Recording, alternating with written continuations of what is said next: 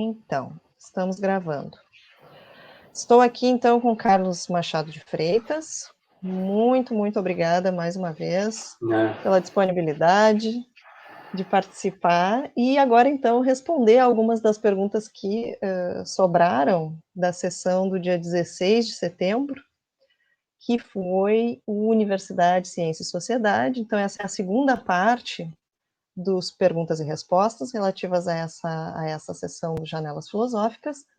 A primeira parte foi com a minha colega Márcia Barbosa, que gravou num outro momento, e agora a gente está aqui, então. Muito obrigada, Carlos. Eu vou postando, então, vou botando aqui na frente, aqui no visor, as perguntas que sobraram, e a gente, então, vai conversando um pouquinho sobre elas, né? Eu não pude estar presente também, né? Aproveito para pedir novamente desculpas por não estar presente, mas é isso, nossas multifacetas, e eu estava dando aula naquele momento, né? Então é o seguinte, é a Érica Amaral que pergunta, que vai fazer uma consideração e, enfim, uma pergunta, né? Ela diz o seguinte: a desvalorização da pesquisa agora vem de toda uma visão errada da ciência, que demora para chegar na maioria.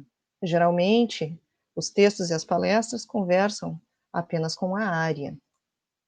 As fake news são compartilhadas pela sua linguagem fácil, distorcendo a lógica de maneira mais simples de entender do que a própria lógica. Você acha que mais projetos abertos, e ela faz um alô para o Janelas aqui, conseguiriam reverter a visão de não pertencimento, acho que é não pertencimento da sociedade em relação à ciência, né? E, por consequência, o povo conseguiria valorizar o conhecimento científico?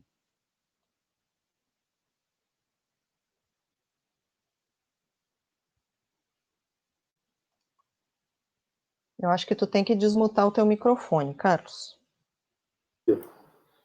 Vamos lá, Érica. Acho que a primeira coisa, eu acho que mais eventos como Janelas, ou mais eventos, né, que propiciem esse diálogo, né, da universidade, das faculdades, com a população em geral, eles são importantíssimos, né, e fundamentais a qualquer tempo. Assim, eles constituem uma forma, não é, de dialogar, não é, e de procurar responder às perguntas, e esse é um papel da universidade, concreta das pessoas no seu dia a dia. As grandes questões que nós pensamos ou trabalhamos, elas não existem sem essas questões cotidianas, não só somadas, mas que interagem com tantas outras que vão formar as grandes questões da atualidade. Esse é um aspecto. Um segundo é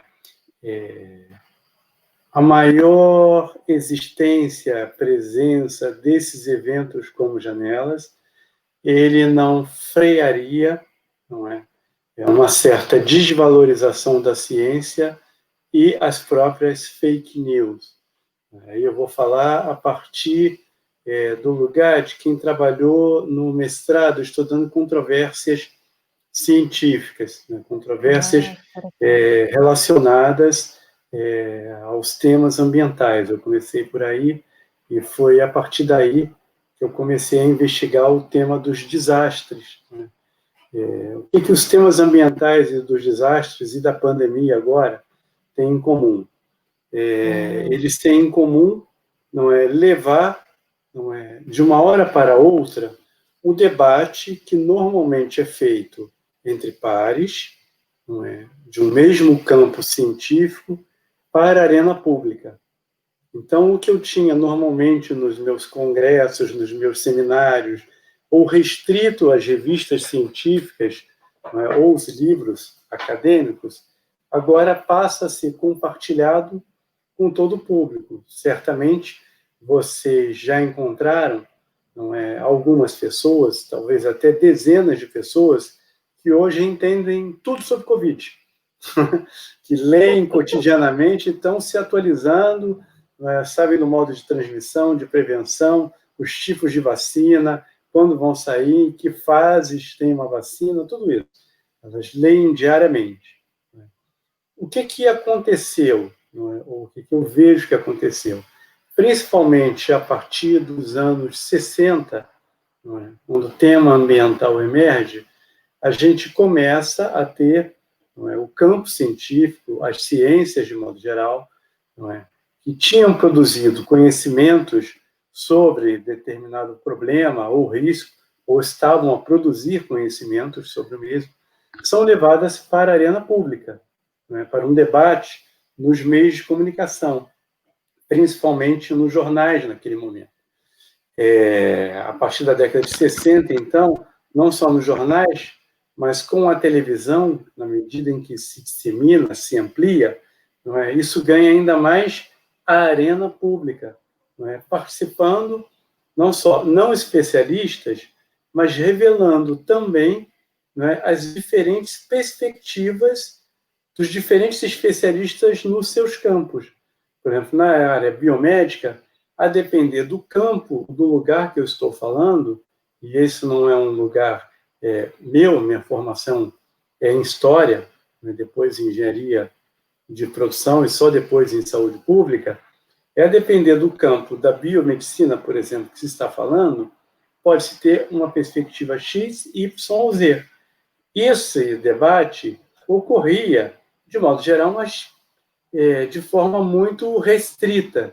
Né? Quando ele ocorria, geralmente era de forma restrita. Quando ele vai para a arena pública, a primeira coisa que a gente descobre é que sobre o mesmo problema, os cientistas podem ter diferentes perspectivas. Não é? Esse é um aspecto muito importante. Então, isso contribui para desmistificar, de certo modo, a ciência, né? Como se ela produzisse verdade. Eu descubro que não existe uma verdade. Eu descubro que, na verdade, existem, né, diversas verdades. E mais do que isso, que essas verdades são provisórias.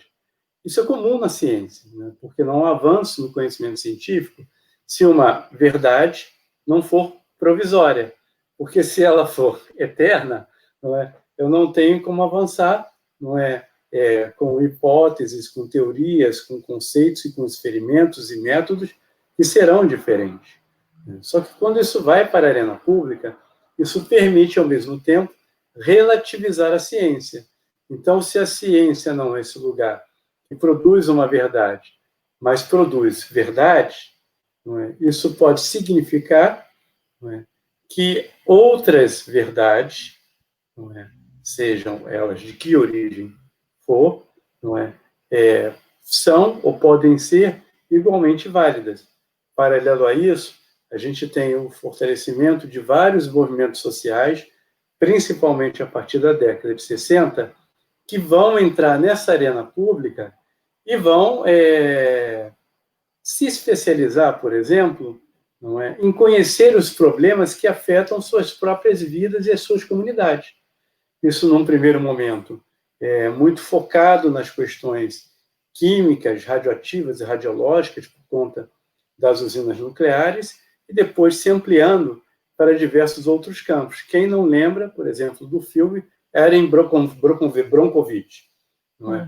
Que é uma mulher não cientista que trabalhava num escritório e que resolve começar a investigar, não é, as causas de uma série de problemas de saúde que estão vivenciando aquelas comunidades. Isso possibilita se avançar em estratégias populares de produção do conhecimento. Paralelamente a isso, não só nas estratégias populares ou comunitárias de produção do conhecimento, não é, o fortalecimento também desses conhecimentos ou desses saberes comunitários. Porque o que a gente foi assistindo nesse processo? Todas as intervenções que procuravam se dar, muitas vezes ignoravam os conhecimentos e os saberes que existiam naquelas comunidades. Eu estou contando uma história assim, bastante curta e de forma simplificada, mas o que eu quero dizer é que a gente tem que olhar para a relativização da ciência e, na sequência, de valorização da ciência, que é um outro processo, mas que se conecta a esse também, não é? O das fake news, como parte de um contínuo, não de um contínuo linear, mas de um contínuo onde nós não temos mais uma verdade, mas uma multiplicidade de verdade. Não só um fato, mas uma multiplicidade de fatos. Não só um olhar, mas uma multiplicidade de olhares, de experiências, de conhecimentos. Ora, se eu tenho isso, eu crio um terreno favorável, não é, para aqueles, não é, que, a partir de projetos políticos específicos, porque a gente não pode olhar a desvalorização da ciência e as fake news dissociado de um projeto político, não é, que busca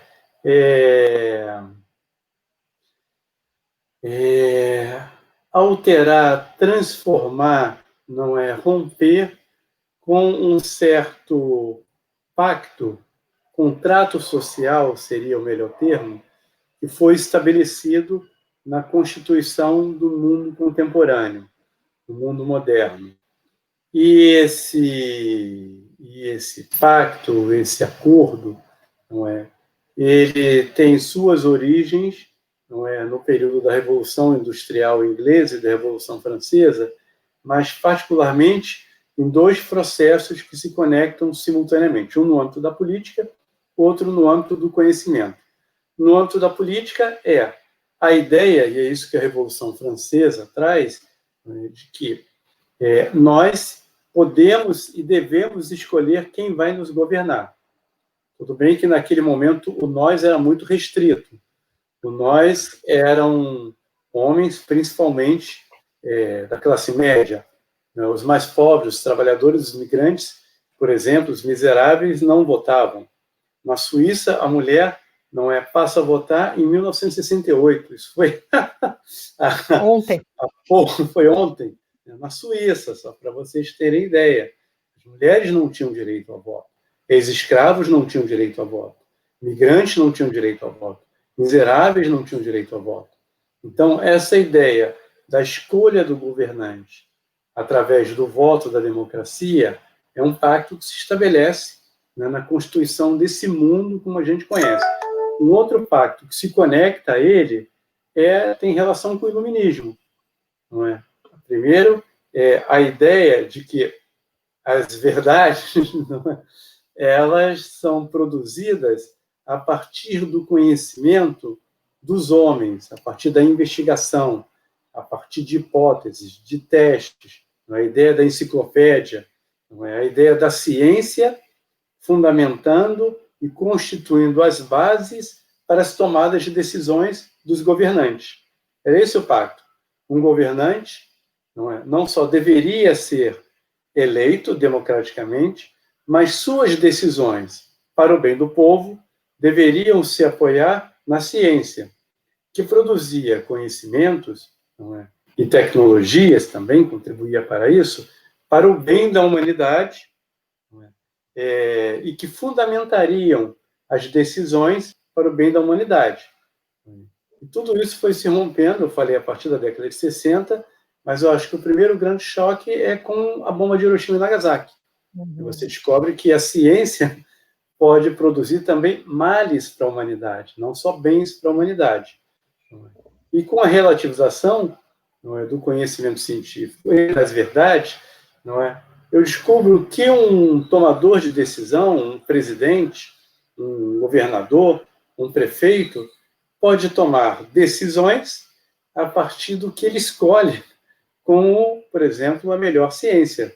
No âmbito da Covid, nós estamos vendo isso o tempo inteiro, né? Prefeitos, governadores, tomando decisões a partir de comitês científicos, alguns absolutamente obscuros, não sabemos nem quem é, nem que decisões científicas são essas. E alguns, até presidentes de alguns países, talvez muito distantes daqui, até negando a ciência, dizendo que a ciência não precisa ser levada em conta para a tomada de decisão, recomendando, inclusive, medicamentos rejeitados pela própria ciência, e por aí vai.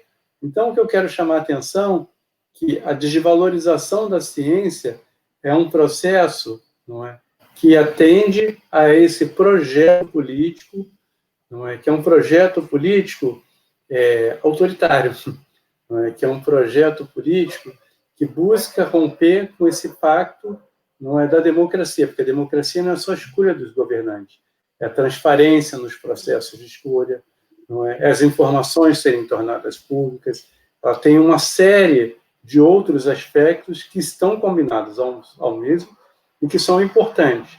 E a ciência, a gente descobre que, apesar das controvérsias, e é assim mesmo que o conhecimento científico se caracteriza, não é? Nós temos alguns consensos que vêm sendo produzidos e que ficam muito claros no caso da Covid. Por exemplo, ninguém, em sã consciência, vai rejeitar o uso de máscaras.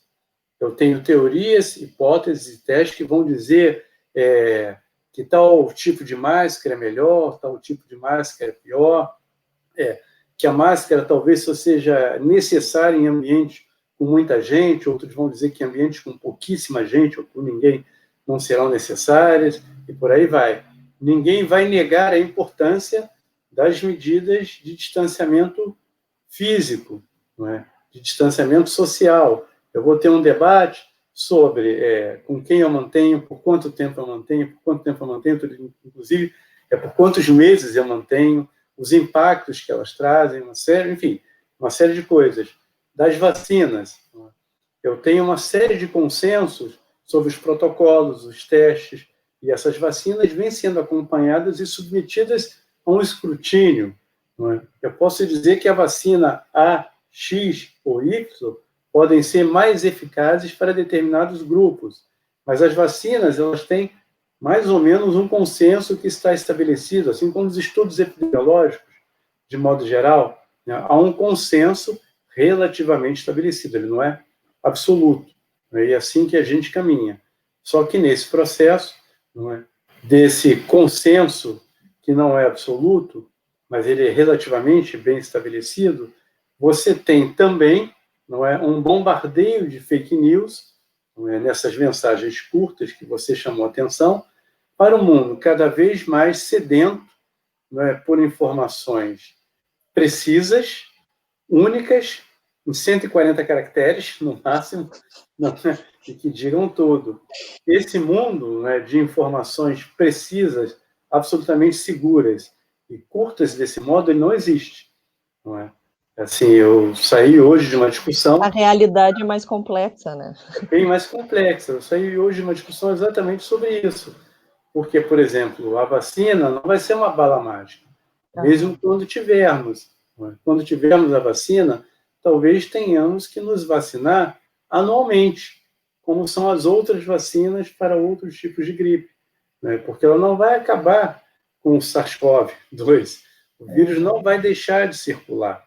Né? Então, mas o que as pessoas querem? Elas querem acreditar que eu vou ter uma vacina, que ela vai ser única e que ela vai resolver todos os meus problemas. E isso não é verdade para nada na vida de modo geral. As situações são bem mais complexas. E só para fechar, temos que estar muito atentos que as fake news, não é, a desvalorização da ciência, fazem parte do mesmo processo. Então, projetos como Janelas Filosóficas, eles são importantíssimos, mas eles, o que eu quero chamar, eles não são suficientes para sozinhos barrar esse processo, que é muito maior do que um diálogo da universidade com a sociedade de modo geral. É também isso. Perfeito, sim. E é isso, né? É um fenômeno, o fenômeno da desvalorização da ciência, ele passa um pouco, na verdade, por uma publicização da complexidade da ciência. Exatamente. Né? E por uma desmistificação do que seria uma ideia única de verdade, né? Então, na medida em que isso foi desmascarado de alguma forma, por outro lado, parece que a gente pendeu para o lado totalmente oposto, né? Sim. Quer dizer, então, tanto faz, eu posso escolher, assim como eu escolho, sei lá, o que quer que seja... Eu posso escolher o medicamento X, Y ou Z, porque é mais uma escolha individual. Acho que você falou algo que é muito importante, Priscila, porque todo esse processo vem acoplado também a uma ideia que eu estava ouvindo um debate outro dia e que me chamou muita atenção, a ideia é da autonomia e da escolha individual. Porque quanto mais eu fortaleço a escolha individual a partir de informações que eu recebo diretamente, e as fake news fazem parte desse processo, simultaneamente, não é, eu desmonto aquele contrato estabelecido na Constituição do mundo moderno, que era um projeto coletivo. Isso. Não é? Então, hoje são projetos individuais, cada um é um projeto. Só que isso é uma ilusão, não é? Dá uma ilusão de uma certa autonomia, porque tem alguém, não é, manipulando e tomando decisões sobre as informações e sobre os processos mais gerais que moldam nossas vidas. Que tipo de água nós vamos beber, se ela é contaminada ou não, que tipo de alimento nós vamos comer, que tipo de ar nós vamos respirar, só para falar das coisas mais essenciais da manutenção à vida: água, alimentos e ar. Exato. Então, deixa eu passar para a segunda pergunta aqui, e ao colocá-la aqui, quero fazer uma consideração também. Então, que tem a ver um pouco, né, já é tudo no mesmo sentido, né, intensificar o método científico nas licenciaturas e sua prática nos anos iniciais de ensino fundamental seria um passo importante. A Cristina é nossa aluna lá da filosofia. E junto disso, né, eu queria fazer um comentário junto, assim, que é muito, como é que eu vou dizer, parece, tá? Eu não sei se tu concorda com esse diagnóstico, assim, ou que seria algo perto de um diagnóstico, do que a gente está vendo em escolas, enfim, a gente tem um contato, né, como professor universitário, a gente está tendo contato com escolas também, e a gente parece que percebe essa relativização do conhecimento científico como uma relativização que acaba tendo uma capilaridade em todas as disciplinas escolares, assim, de tal forma que é um pouco assim, né? Se o professor de física diz essas coisas aí, bom, enfim, mas se eu tiver uma outra crença, ela poderia substituir ou estar no lugar, e tanto faz, assim. E é complexo, né? A pergunta dela é complicada, assim, ao mesmo tempo em que a gente tem, era isso que eu queria, eu estava aqui me perdendo, mas era isso que eu queria anotar. Parece que a gente tem umas discussões muito especializadas na universidade, em nível de pós-graduação até, eu diria, acerca desses limites da ciência, né? O quanto ela tem que ser também questionada, em virtude, sobretudo disso que tu falaste, né? De ter, de possibilitar avanços, né? Possibilitar talvez não necessariamente o progresso, mas visões distintas e modos mais complementares de resolver problemas, né? Que sem isso, talvez a gente não conseguisse ter algumas vacinas ou alguns outros resultados, né, da ciência. Mas me parece, às vezes, que essa discussão que é especializada e ela requer um traquejo, requer uma habilidade para lidar de modo com nuances e tudo que esse assunto requer, ele é transferido de uma maneira muito superficial para o nível básico ou para o nível cidadão, digamos assim. E acaba que a tradução, ela é muito difícil de ser feita. Então, o modo como a mensagem, como é que ela chega, né? Digamos assim, a mensagem do especialista para criticar a ciência ou criticar métodos científicos, ela chega lá embaixo, tá? Só para fazer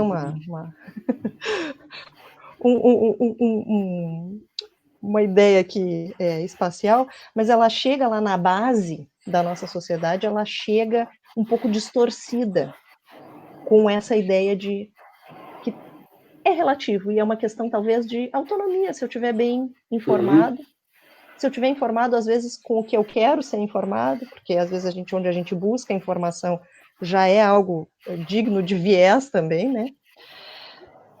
Mas então é isso, eu só queria fazer essa observação junto com essa pergunta da Cristina. Não, só pensando no que você estava falando, Priscila, a ideia de que se eu for informado e eu escolho minhas informações é uma característica desse nosso mundo. Isso está presente no Instagram, está presente no Facebook, está presente nas redes sociais de modo geral e está presente em diferentes grupos, onde eu vou buscar informações que eu confio mais do que outras. Isso faz parte de todo aquele processo que eu falei anteriormente, e a implicação disso é muito séria, porque você não tem mais a ideia, não é? E isso está sendo muito relativizado, de bases universais, não é, para a construção do conhecimento. E essas bases universais, elas são ancoradas em determinados métodos até para formular hipóteses, não é? Para construir, não é, teorias, não é, conceitos, não é, e por aí vai.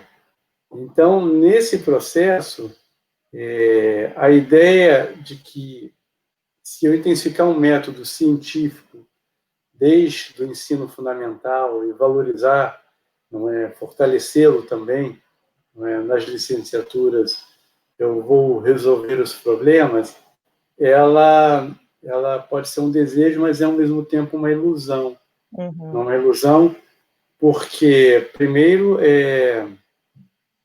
não parece que será suficiente, não é? Porque a escola e a universidade, não é, elas constituem apenas parte de nossas vidas, mas não todas as nossas vidas. Eu posso falar isso a partir de alunos que eu tenho observado, principalmente alunos mais jovens, onde a sua perspectiva, por vezes, ou política ou religiosa, se sobrepõe, não é, a perguntas, não é, que poderiam ser feitas, e a abertura para olhar, ler, ter curiosidade sobre o que o outro escreve, sobre o que o outro pensa, sobre o que o outro fez. Eu suspeito que vocês estejam vivenciando algo parecido. Nós não temos alunos de graduação, só pós-graduação, mas eu venho observando isso em alguns alunos mais jovens, não em todos, e suspeito que isso talvez será uma tendência na nossa sociedade. Tem um livro que eu gosto muito, do Ulrich Beck, não é, que é Metamorfose, não é, onde ele se pergunta, esse livro ele publicou pouco antes de morrer, e, se não me engano, foi em 2017. Não é? Eu mostro já para vocês, porque ele está ali, se quiser. Ele é um livro interessante, porque o Beck foi o autor da Sociedade dos Riscos. Ele formulou a teoria da Sociedade dos Riscos, né, trazendo muito essa noção, não é, dos bens produzidos no nível global, mas distribuídos de forma desigual, assim como os malefícios. Quando a gente olha a pandemia, ela é um evento global, mas ela impacta de forma muito mais dura e com maior impacto as populações mais pobres, negros, em favelas, indígenas, ou seja, todos aqueles que não estão totalmente incluídos no processo do nosso modelo de desenvolvimento. Não é? Então, você tem uma distribuição desigual dos malefícios. E ele formulou essa teoria, ela foi muito importante, enfim, ela deu origem a vários outros trabalhos e discussões, outro nessa linha do Anthony Giddens também, que vai discutir muita questão da segurança, da confiança e dos riscos da modernidade, a questão da segurança ontológica, né? O o Giddens vai discutir muito também nesse livro das consequências da modernidade, mas o Beck, nesse último livro, ele estava refletindo sobre a necessidade de estarmos num momento, e ele nem é otimista, nem é pessimista, como um bom sociólogo, ele só está olhando o que está acontecendo e tentando um pouco pensar e se antecipar o que pode acontecer. Que as mudanças climáticas é hoje considerado uma emergência global, nós estamos vivendo numa emergência climática. Nós temos caminhos em que ela pode ser transformadora para uma sociedade de baixo carbono, uma sociedade ambientalmente mais sustentável, e temos outro caminho que também pode ser igualmente seguido, de uma sociedade mais degradada, de um clima num nível de transformação, não é, que terá possibilidades de ameaçar muito rapidamente tudo aquilo que nós demoramos centenas ou décadas para poder construir, não é, enquanto sociedade. E ele coloca a necessidade de pensarmos esses novos começos, e pensarmos esses novos começos vai exigir de nós, não é, formular outros conceitos, não é, combinar, não é só somar teorias, mas combinar teorias, não é, e se perguntar continuamente para poder olhar, não é, o que está acontecendo e buscar respostas. Se não buscar respostas, buscar melhor compreender a complexidade desse processo que a gente já reconhece como complexo. Mas ele é bem mais complexo em cada dia que passa, não é, do que a gente havia imaginado ou postulado inicialmente.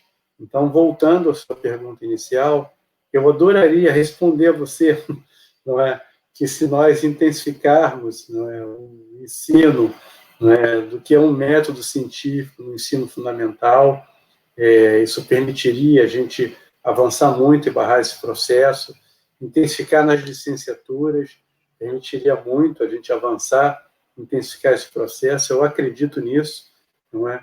Mas não acho, respondo de novo, que será suficiente, porque isso faz parte, deve fazer parte de um processo de mudança social que envolve também a universidade, mas vai para além da universidade, que envolve também a política no sentido tradicional, mas vai para além da política tradicional, e o Beck, no Sociedade do Risco, ele vai chamar da subpolítica, essa política que está emergindo para além dos partidos ou dos sindicatos. Ele já falava isso no final dos anos 80, né, que é a política do cotidiano, a política dos grupos que se reúnem, é a política do grupo que monta a horta comunitária, que faz parte de um projeto de ocupar os espaços, né, urbanos, e por aí vai. Só que isso, por outro lado, também cria bolhas.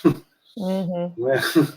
Então, é complexo esse processo, não é fácil, é um dilema, mas eu acho que cabe a nós, não é, como professores, como pesquisadores e como alunos, né, como aprendizes, não há um bom professor que não continue a ser um aprendiz, não é, de olhar para esse mundo, não é, e se perguntar, não é, e investigar, não é, e formular, não é, e pensar alternativas, não é, e constituir e construir movimentos que sejam transformadores. Não sei se responde. Ótimo, não, perfeito. Exatamente, isso eu tento dizer às vezes para os meus alunos assim, a educação é importante, né? E a gente está falando em termos formais, assim, de universidade, escola e tal, mas não apostem todas as suas fichas lá, porque é muito mais do que isso, né? É um dos espaços da vida, né? É um espaço importante da vida, né? Mas não é o único. Não é o único, e não sei, né, se ele é tão determinante assim.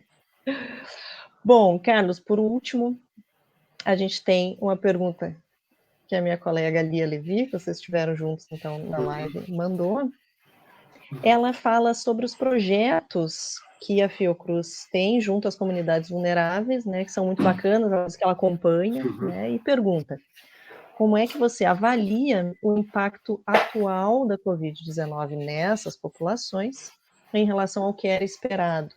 Se você acha que esses projetos conseguiriam minimizar esses impactos, ou esse impacto. Vamos lá, Lia. Boa pergunta e vai na mesma linha do que eu falei antes. Não é? Para nós, ficou muito claro desde o início da pandemia que ela teria um impacto muito maior nas populações, não é? Mais vulneráveis, não só aqueles que possuem comorbidade, mas aqueles que possuem comorbidade de modo geral, são também os mais pobres, com menor acesso à educação, menor acesso ao saneamento. Quando eu pego os índices de sobrepeso,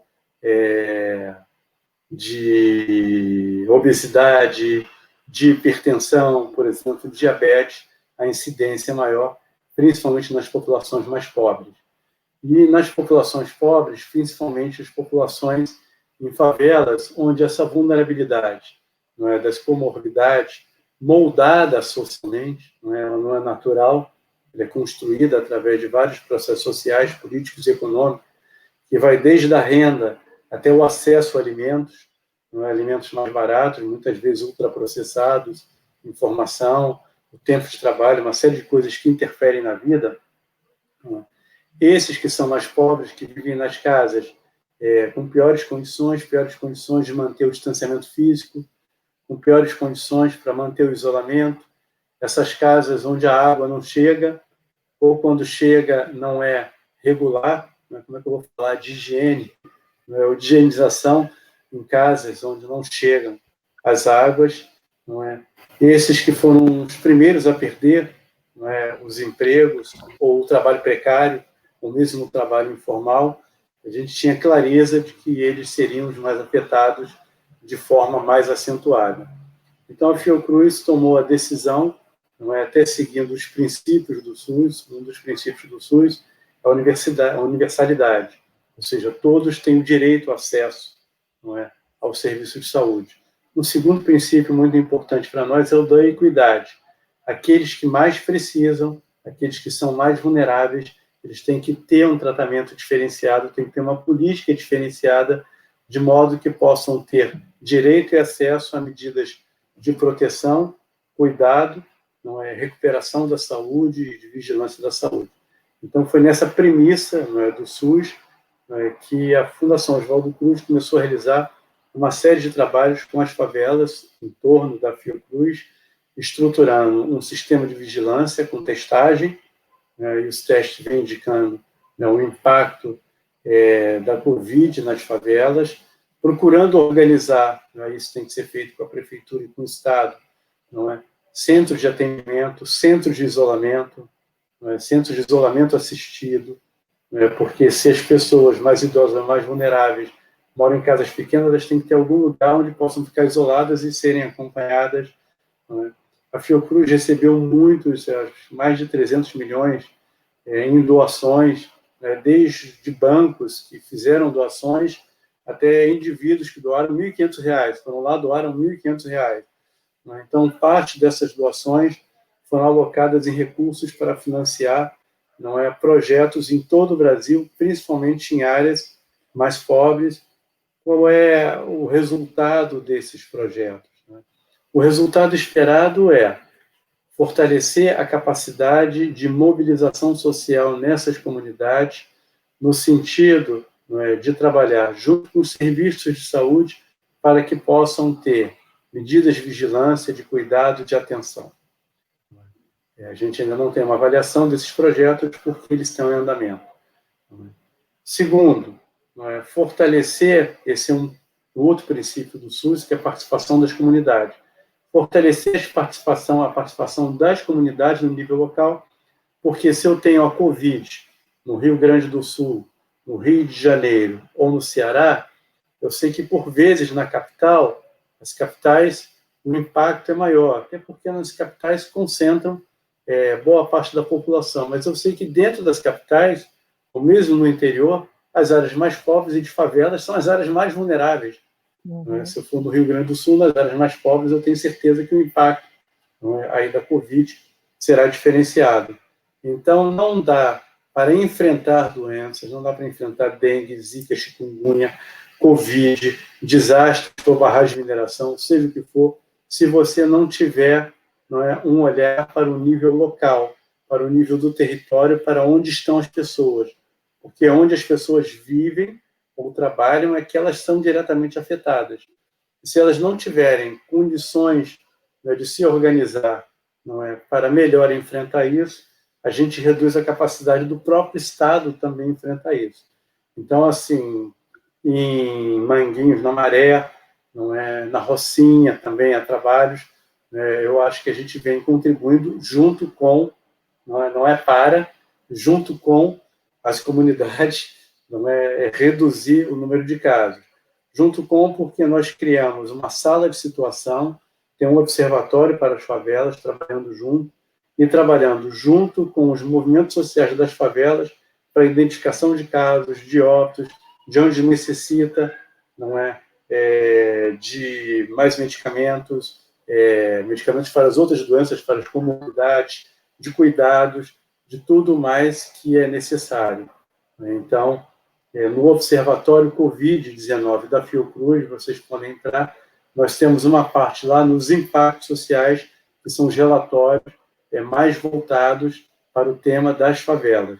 E nós tivemos ontem, um webinar lá no YouTube, então lá no Vídeo Saúde, né, que foram repercussões sociais e narrativas sobre a Covid, pegando populações indígenas e populações de favelas também.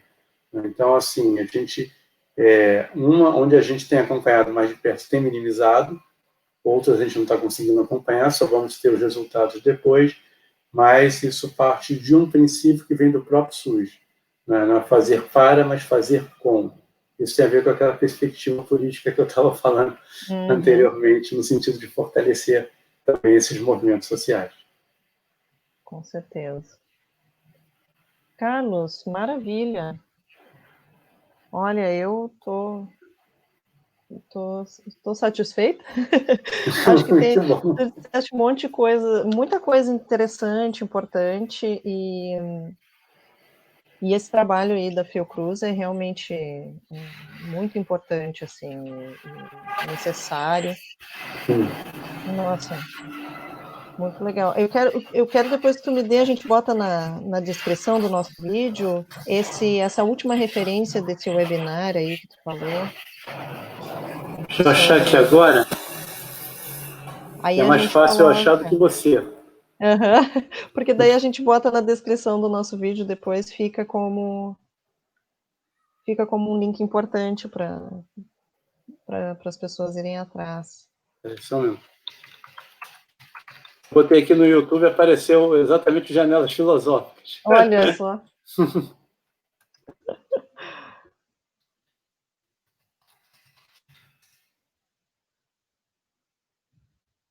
Aqui. Já vou te mandar o link. Ótimo. E aí a gente coloca.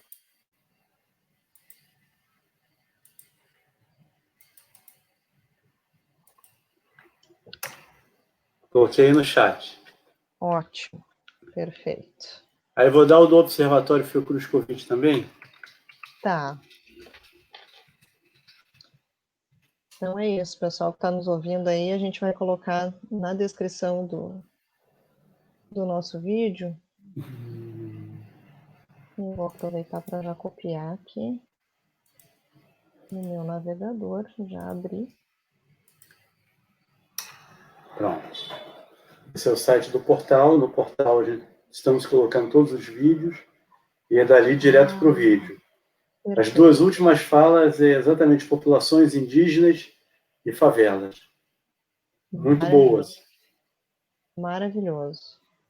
Ótimo. Olha só. É isso, muito bom. Parabéns pelo projeto de vocês também. Muito bacana.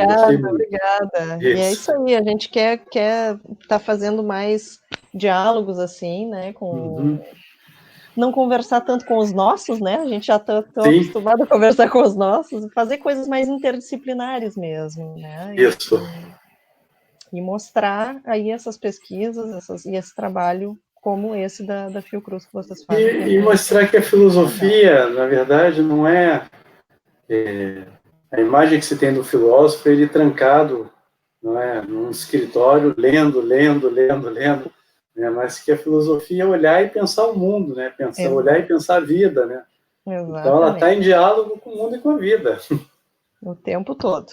O tempo todo. A gente só é um pouco demorado, eu digo, a gente é um pouco lento. A gente leva um tempo, assim, para digerir todas as coisas. A realidade para a gente é um pouco indigesta. Nesse momento dos 140 caracteres é difícil concorrer, né? Difícil de concorrer, exatamente. É difícil concorrer com a velocidade, né? A velocidade. Isso. A filosofia requer um tempo, requer calma, às vezes, mas eu acho que a gente está achando um clima interessante, assim, entre as novas gerações, assim. Eu posso dizer que eu estou no meio, né? Tem a geração anterior à minha, tem a minha e tem a dos meus alunos, assim. Mas a gente está achando uns meio termos interessantes, assim, para estar conversando bastante, né? Porque é uma situação nova para todo mundo também. Sim, toda claro. Coisa da pandemia e precisar se mobilizar cada vez mais por meios digitais e pela internet. Então a gente acaba trocando bastante, assim. Mas, Carlos, muito obrigada por esse momento aqui. Muitas coisas interessantes e até uma próxima. Até uma próxima. Um beijo, então. Tchau. Um abraço. Tchau, tchau. Outro, tchau.